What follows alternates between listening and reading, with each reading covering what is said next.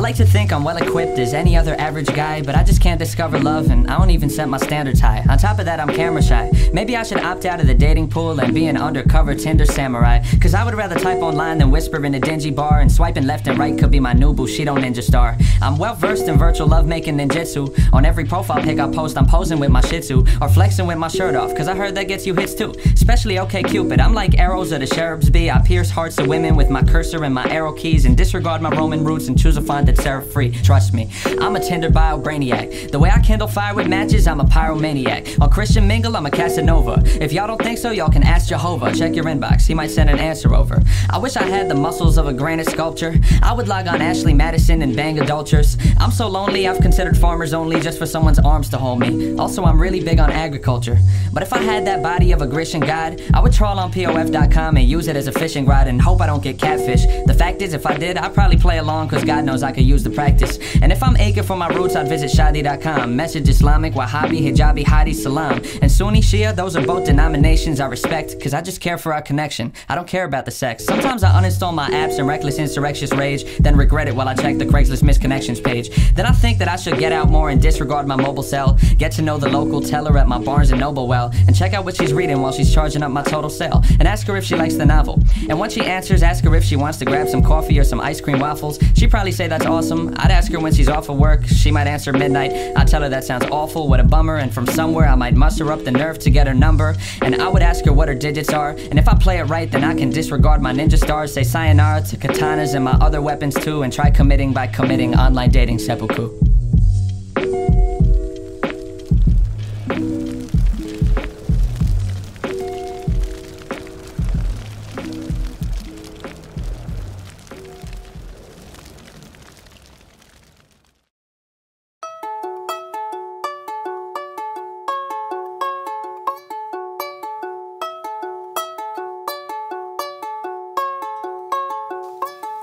If I could turn back time, maybe I could make you mine. How could I have been so blind? Maybe I could make you mine. If I could, maybe I could say hi. Maybe I'd feel relieved. Maybe that would give me closure. Maybe that's too naive. Or maybe I could walk by, wear my heart on my sleeve, and maybe we would lock eyes, and it'd be hard to believe. But maybe we would both laugh, and I could ask how she was, and wonder if she thinks about the times we used to be us. And maybe I could ask why, or maybe I would say please, but maybe she's with a guy, and maybe I should just leave. Or maybe I could stop time, cause the world to just freeze, make corners of this room dissolve with every breath that I breathe, until it's just me and her, and we would fall from our feet and flitter down into the pitch black with no floor underneath. And we could fall through December and maybe shatter through June, and we could crash land in April and wake up back in our room, and she'd be there in my arms right before she was gone. And while I lay there, I'd retrace to myself where I went wrong. If I could turn back time, maybe I could make you mine. How could I have been so blind? Maybe I could make you mine. If I could hit rewind, maybe I could make you mine. Maybe things would turn out fine. Maybe I could make you mine. Maybe she's just as bored. What if she's as depressed? Maybe I should drink more. Maybe I should think less. How did things end so badly? How did things even end? I don't remember exactly, don't ask me. On our way back from Atlanta, we were holed up in a taxi. She was asleep in the backseat, I was just drinking a smoothie. Jamba juice, mango and flaxseed. She woke up groggy and tapped me, headphones in bumping to max speed. Looked at her, paused it on track 3. She sighed and looked at me angry. I asked her what, and she snapped back, nothing, it's fine. I said, no, what's on your mind? She snapped back, nothing, it's fine. I said, well, fuck it, I'm trying. She sniffled, fuck you, I'm crying. Still have no fucking idea the what or the who or the why, but we just stopped talking, and that was the end. No text or call or coffee, no let's just be friends. We sat there silently through North Carolina and West Virginia, and hours passed and the anxious quiet continued, till I fell asleep and woke up to the driver alone. He told me he drove past her neighborhood and dropped her off home, and that was it. And now we're here, 24 feet from each other. It feels like years since I've seen her. Two washed up used to be lovers. We used to kiss under covers and wrestle in blankets and nestle each other, but I don't think I've got the courage to muster. Maybe I could say hi, maybe I'd feel relieved. Maybe that would give me closure. Maybe that's too naive. Maybe I could walk by. wear my heart on my sleeve. And maybe we would lock eyes, and it'd be hard to believe, but maybe we would both laugh, and I could ask how she was, and wonder if she thinks about the times we used to be us. And maybe I could ask why, or maybe I would say please, and maybe she's with a guy, and maybe I should just leave. Or maybe I could stop time, cause the world to just freeze, make corners of this room dissolve with every breath that I breathe, until it's just me and her.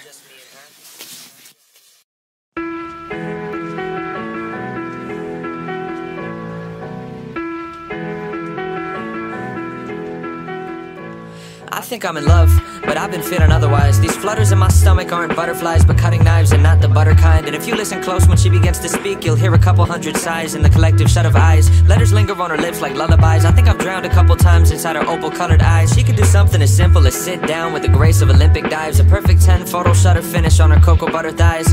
Catch her wearing loose pajamas on a Sunday, and she'd overshadow any supermodel on a runway. When she wakes up in the morning, she smells like vanilla essence and her bittersweet recollections of your adolescence. Summer camp and piano lessons and presents you got on birthdays, orange creamsicles and double plays on first base. And walk past her in the halls, and if your shoulders feel the slightest brush, you might melt to liquid gold, the lightest kind of Midas touch. I've seen the way she drinks espresso during classes and reshapes a paper cup into an emerald-covered chalice. Sugar packets pouring crystals, napkin origami cranes, gunning gorgeous glances to me through her Giorgio Armani frames. She's nearly perfect in almost every way.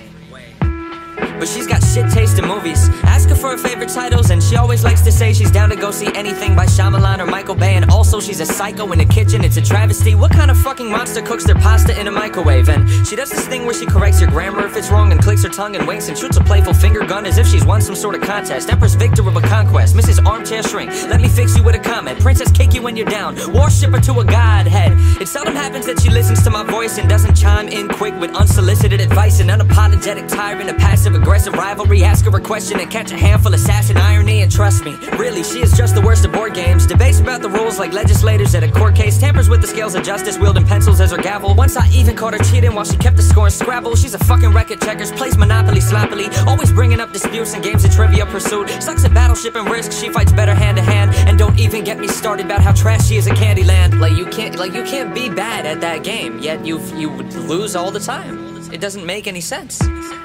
But I'm no Adonis either. Fashion sense abysmal, I've got 2 Nirvana t-shirts that I wear to formal outings, and I've never owned a cardigan. Catch me buying cargo pants at Target from the bargain bin. Drink milk straight out the carton, use my hands to scoop out margarine. Breakfast table etiquette makes up our morning arguments, and I'm not a glass half full kind of guy. Shipwrecked flags, half-mast hull kind of guy. I never was an optimist, not too good at compromise. The problem is my ego's far too fragile to apologize, but she always calls me out and takes me down a couple pegs too. It's always nice to have somebody close who double checks you. And honestly, we wouldn't be ourselves if we were different. Yeah, she's clumsy and I'm stupid, those are things that we can live with. Being perfect's unrealistic, either way I like our flaws. The way I crack my knuckles off and the obnoxious way she yawns. The way I stutter when I flirt cause I'm not very good with courtship. The way she's gotta pee the first 10 minutes of a road trip. How when she cuts her pancakes it's in slices, not in squares. The way my daily coffee intake is a crisis, I'm aware. The way I talk in crowded theaters, the way she parks in parallel. The way she goes through pints of Ben and Jerry's salted caramel.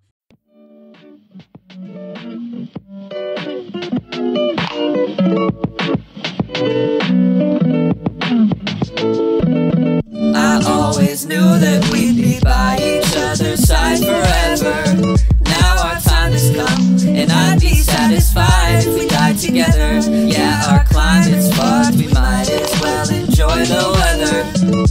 Our time is up, and I'd be satisfied. Look, all this talk of greenhouse gases got me taciturn. Let's just stick our tongues out in the poison rain and let the acid burn. And when the earth swings out of orbit, we can spin in circles on the grassy ferns and just pretend to watch its axis turn. And on the bright side, if the sun explodes before our April break, then we won't have to do our tax returns. Here's the way I see it. If we're gonna die, let's do it on romantic terms. Like, we could linger on the boardwalk, watch tsunamis from the turf shore. I'll go get my board shorts, and you can bring your surfboard. Maybe we'll hold hands as we get swallowed into Earth's core. Or we can sing a Christmas carol, like a little chorus choir, by 1,000 Christmas trees lit up from a forest fire. And watch the prancing, dashing comets blitz into the forest pyre. Not the reindeer, but the kind that killed the brontosaurus prior and all its dino peers. And if the ice age hits, then we could be rancheros on the high frontier, Anthropocene pioneers, and melt each other's hearts on throwing glaciers in a cryosphere. The worst part is this wasn't always something that we couldn't stop. Like, we lived through every benchmark. I remember me and you read every update about sea levels on our desktop. So if we can't save us, maybe we could save the future from environmental deadlock.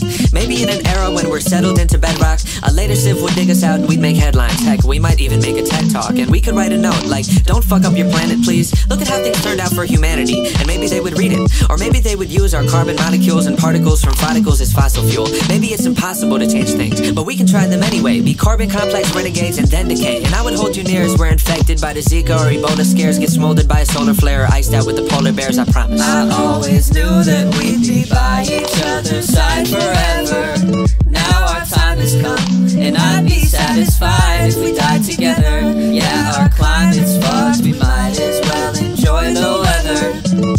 Our time is up, and I'd be satisfied if we died together. You and I could be capsulated inside a space the size of a minute raisin in quiet and icy stasis. And when the fires slay our cryogenic hideaway, we could try to lie awake and dream about the finer days. Before the roads and paths were frozen ashen plains, and the cities turned to itty-bitty rows of crashing planes, cracking pavement through the sad arrangements, broken after stains of blood and decimation, separating bones and mass from brains. When the days of old and past decay and exit through the years, we can lay in fields of shattered glass and question why we're here. If so many left this planet without any second chances, why did we awake one morning to a separate time of cheer? But the queries tend to drift and fade as eeriness can slip away, and hearing me, the loneliness demotes itself to in-your-face awareness of surroundings, like photographs and picture frames. I'm glad to know it's only you and I among the flicking flames. Maybe even time can take a couple minutes off, and we can live forever while the planet is eclipsed in fog. It might boast disaster, dear, but we can sing a different song, and use the White House pillars as a mighty builder's Lincoln logs. Make games of chutes and ladders out of real chutes and ladders in an old apartment complex like we even knew it mattered. Through the battered, beaten, broken bones and factories and open homes, I'm sure we'd survive enough to see the moons of Saturn. Solving puzzles of the universe from Jupiter to Mars, playing scientists to try and say we flew there in our cars. Like, maybe it's not all bad, this scenic view's bizarre, watching hydrocarbon Neptune snow dissolving from the stars. And I never thought I'd say this, but frankly it's been peaceful to escape from that distasteful state of hate, deceit, and evil.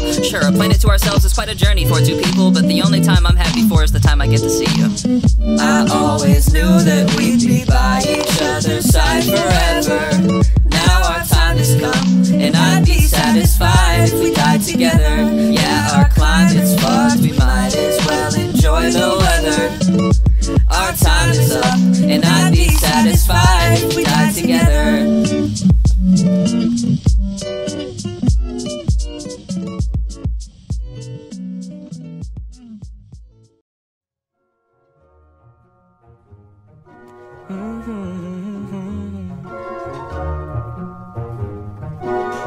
Look, I won't pretend I understand it, babe, the afterlife and all, but as you died, you promised me that you would try to write or call, and I've been waiting ever since. Every Sunday I hold seances with like-minded adults and roll your corpse into the living room and try to find your pulse and then repine at the results. I've even got my windowsills lined up with ultraviolet bulbs, shrunken shrines of human skulls and other signs of the occult, but now I'm at a fucking loss, cause honey, nothing seems to work. Like I've been astrally projecting my body beyond my dreams through the fabric of space and time so you can spot me at the seams. I ventured through the upside down hoping you caught me in between, but maybe if you've got the tech, then you can haunt me on my screens. Like you should infiltrate my newsfeed. I swear no one would notice. You could float beside some bogus BuzzFeed quiz about the POTUS, be a pixelated phantom ghost on clickbait propaganda posts and dictate what you're thinking through a catchy headline. Like one weird reason why it's great to be ethereal, or 20 signs you're dead now and your soul is immaterial. Or if it's late at night, then you could swoop in from the shadow realm and talk to me through pop-up ads that show up over adult films on anything you're into. We could start with milk for facial. You could beam your interspatial spirit into interracial. If you're feeling sort of formal, we could pizza date on Skype, and I could call it corner over and we could share the corner slice. When it's time to go to bed, then we could leave our cameras on. And if the netherworld has one day shipping free on Amazon, then you could slumber as you ship yourself. I swear the shit delivers quick. Or send me the address and I could meet you by the river Styx. On Twitter beef with Namtar by the Tigris and Euphrates. I could snap you while I'm snagging sacred threads of life from Hades. I would loot Duat and photocopy pirate the papyrus, change the records and then have a Facebook flame war with Osiris. And either way, I can't wait to talk or reunite. I've been so lonely since you died, I've tried to walk towards the light. And if the gods of death oppose or harmless want to reconvene, then maybe we could sneak you by him if you haunt me through a screen. It's been far too long that you and I have been alone. You could rectify that if you haunt me through my phone. No, I don't wanna deal with voodoo dolls and figurines. I could do without them if you'd haunt me through my screen. I'm just frustrated, I guess. I've hung out in countless graveyards, drawn pentagrams and slaughtered goats, and even took a course on hunting ghosts from Pentecostal folks, but never once have gotten close. Last month I sat with local psychics and their crystal jewels and tried to find my old T-Mobile sidekick phone from middle school, just so maybe if you're bored of fortune-telling tarot cards and magic words, then you could tweet 140 characters, so I could throw away my voodoo dolls and stop chanting my juju mantras that my guru taught us. And if you slide into some YouTube comments, you could scroll the comment page or you could leave it blank. If your specter is perceptible skeptical, we tell them it's a prank. And if you still don't send responses, I'd assume the problem's technical, and I would call Verizon just so someone could inspect it all. I'd tell him I just want a close encounter of the spectral kind. He'd ask if we turned on our modem router for a second time and plugged it incorrectly to the voltage power socket line, and tried to tear a portal hole through to your paranormal soul so me and you could catch up on a toll-free spirit mortal call. Or we could see a witch doctor, she'd probably be skeptical. Clinician with a stethoscope, the specimen not skeletal, the symptoms metaphysical, the convalescent soulless. At first her diagnosis could be we should try hypnosis, but truthfully, if you could choose the way that you're reborn, I hope you use the 3G phone and you eschew the Ouija board. And at this point, I don't really know why I learned ESP4 when you can just descend and settle in my USB port or my NVIDIA GeForce or my video AV cord. There's no need for Santa Muerte when I've got a QWERTY keyboard. We could play a game of esports, you and I'd be on a team. And if you're feeling odious, I'll put my audio on stream. I'll still have your favorite games, babe, I've got them all on Steam. We'll get started when you're ready once you haunt me through a screen. It's been far too long that you and I have been alone. You could rectify that if you haunt me through my phone. No, I don't wanna deal with voodoo dolls and figurines. I could do without them if you'd haunt me through my screen.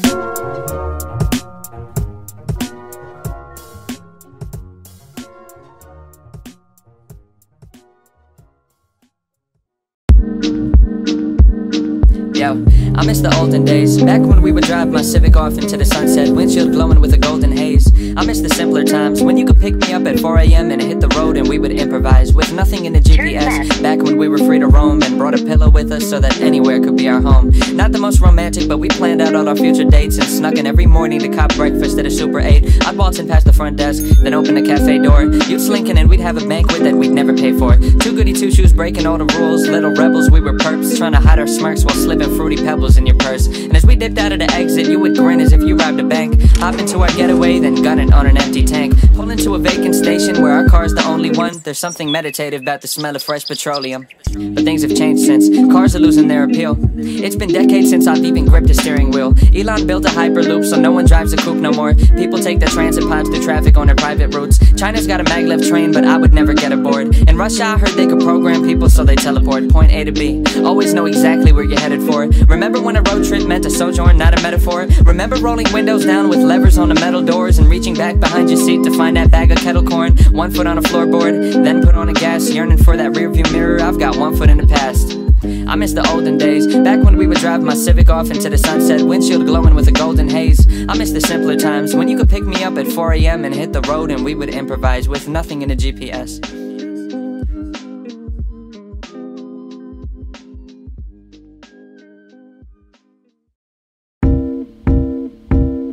Yo, I'm not too grateful for the governance of present tense. If you claiming facts, then you best back them up with evidence. Next election, I'ma make sure we don't choose a demagogue. I want me a pres who makes decisions through objective thought. And I don't mind the party, whether Democrat or socialist. The perfect candidate for me is stoic and emotionless. So someone build a prototype, run it at a local caucus. 2020, let's elect a robot to the Oval Office, picture it. A ruling class of technocratic governors, a senate full of cyborgs, a cabinet full of motherboards, gliding through the White House on electromagnet hoverboards. And if they fuck shit up, then we'll just cut the cord. Furthermore, if their parts get damaged, we'll replace them with a blinking screen. That way we can circumvent a Kennedy or Lincoln scene. And every 4 to 8 years we can update with a single chip. The electoral college, there's no need for us to tinker with. If its signal dips, then it could self-repair itself like dog. It's got the fucking sum of human knowledge at its fingertips. Fuck a ballot box, there'll be an app that we can vote on and pick between inaugurating Megatron or Voltron. It never needed sleep so we could have it running full time. An agency of androids, tell me what could go wrong. Look, I've seen the movies, I can tell why you'd be circumspect and try to run convergence tests and get its server circuits checked. But frankly, if you're worried about some sci-fi hazard,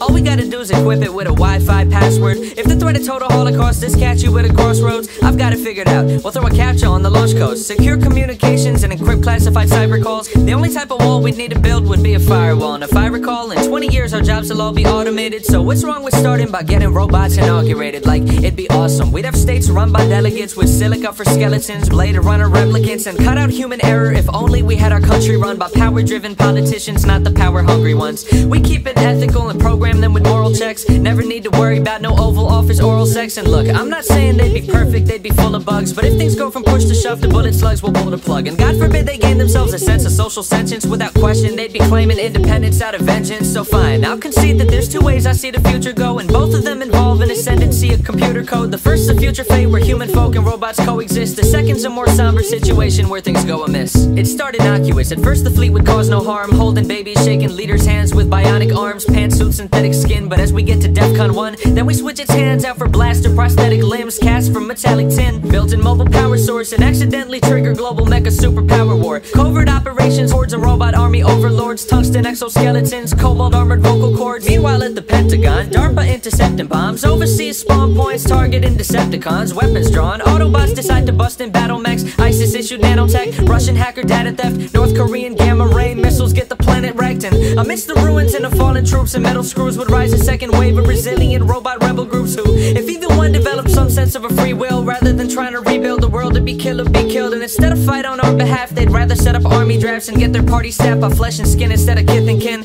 Overthrow us hominids and try to start the world anew. Mutinies and shooting sprees to lock humans in servitude or wipe us off the planet. And when the 22nd century comes, we'll have ourselves a game of Risk played by sentient sentry guns. Mecha villain, Machiavellian monarchs run on JavaScript, playing real life minesweeper on a Gaza Strip. Autonomous autocrats deploying for a Cold War. Dual core droids from both sides marching full force. Hunks of high level bipedal bright metal bots, special ops operating missile jobs. But I digress. Like, there's no need for me to go on. We've got scientists in place who'll study every proton. So here's the brighter futures we can bid this model so long. A ministry of androids. Tell me what could go wrong. Really, what could go wrong? What could go wrong?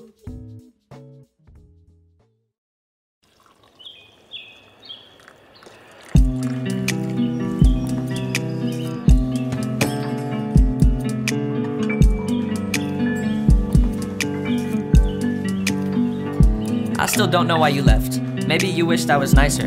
Maybe you wished I was nice less. What if I had better biceps? I always felt like some experiment, something you could dissect. A frog splayed on a table, you the scientist with a pipette. A surgeon with a Sharpie, sketching scribbles where I'm ugly. Slice me with your scalpel, palpate organs as you fuck me. And we could leave the lights on. Big fluorescent tube lamps. Put your pupil to the eyepiece, watch me dance behind the screw clamps. I know I'm not enough.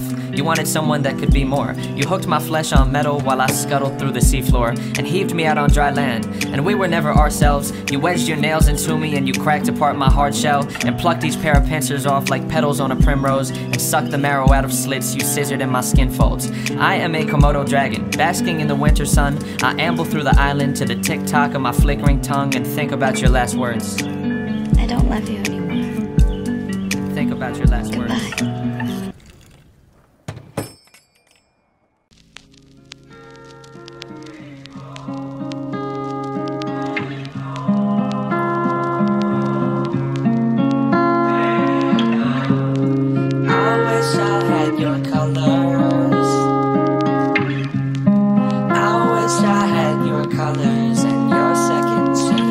I was the camera shutter, you were the camera flash. You dressed in camouflage, I wore pajama pants.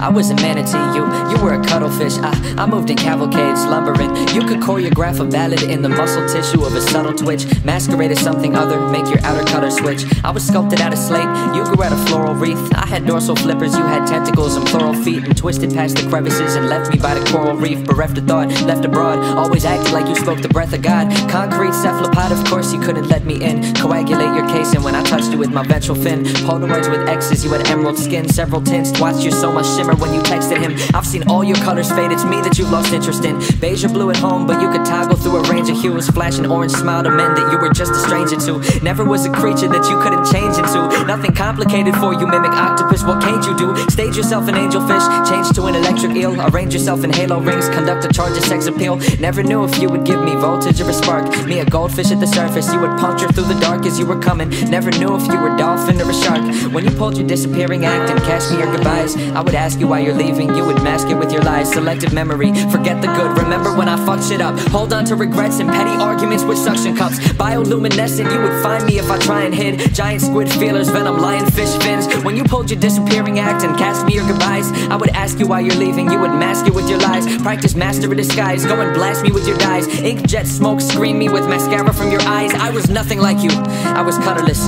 maladroit. I saw us as lovers, not as color-coded data points on some sort of a lab report. I tried to become you, change my patterns often and take us back to what we had before, but I could never do it. You could see through my chromatophores, control me with your colors. What's a sea cow to a matador? You were a darter fish, facelift artifice, garter snake, skin scale, shape shift, cartilage. I was the camera shutter, you were the camera flash. You dressed in camouflage, I wore pajama pants. I was a manatee, you were a cuttlefish. I moved in cavalcades, lumbering.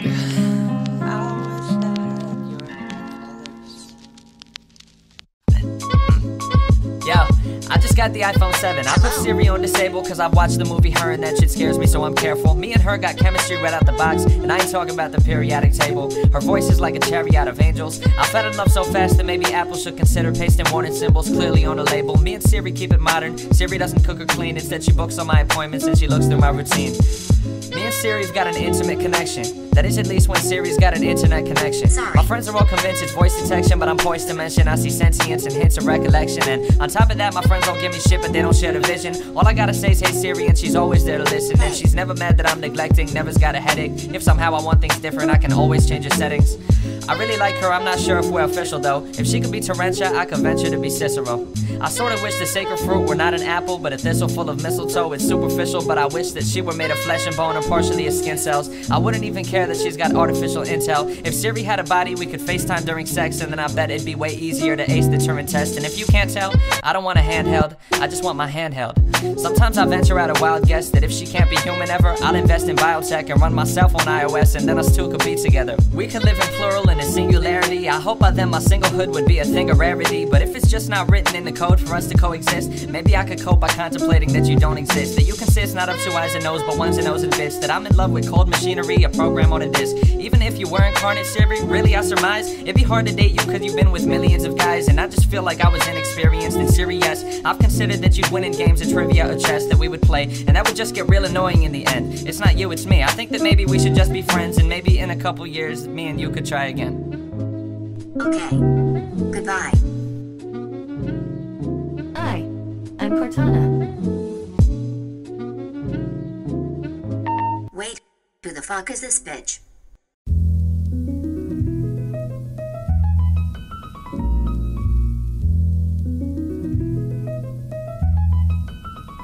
Yo, if somehow scientists proclaim they see the apocalypse approaching, I would buy a box of tissues, Oculus, and lots of lotion, and just lock myself indoors. I'd build a bunker out of blankets, a fallout shelter out of sofa cushions, cook a bunch of pancakes while I thunk about my grandkids. I'd probably have to forage lunch or have a brand of storage porridge and a can of orange chunks until I reached the shortage. Then if I hungered for a banquet, I'd make cocktails, mostly Molotov, and waltz on over to a Walmart with my mortar-like martini bombs and wallet off, so I could have the whole place to myself. I'd stop and start to crop apart the shopping carts and fashion pitchforks from the bars until I felt a sense of self-defense. I'd build a fence around the produce sector and wouldn't have to spend a cent. I'd set up tents and electronics and wouldn't have to send a rent. Instead of panicking, I'd marshal mannequins, pretend they're friends, and host a massive slumber party in the home and bedding end. Cause all I need to be content is room and board and solid food. If I end up the last on earth, then I'd adore the solitude. And I don't mean to sound too rude, I just don't find it really strange that I don't care the way we go, whether it's war or climate change. Atomic bombs and comet craters, hordes of zombie space invaders, angels singing songs while Satan satyrs crack through the equator. Either way we're gone and I don't feel the need to lift the rug. If I can spend my final moments happy, I don't give a fuck.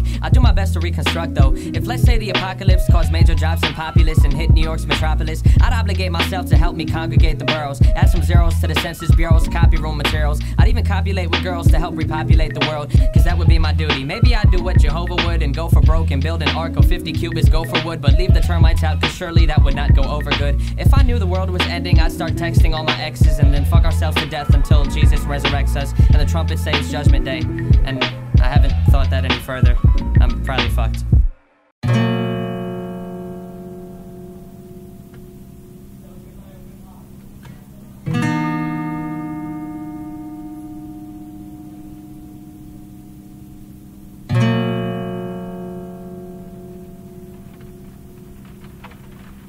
We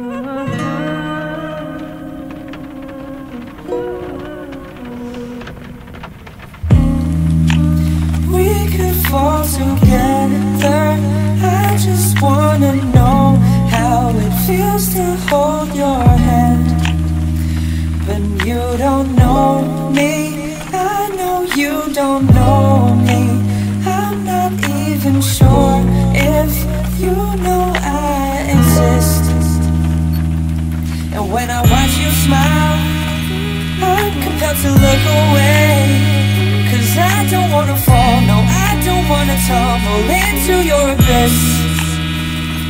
And I wish you would notice, I wish you would notice me. It's just I feel so invisible, and I know it's my fault.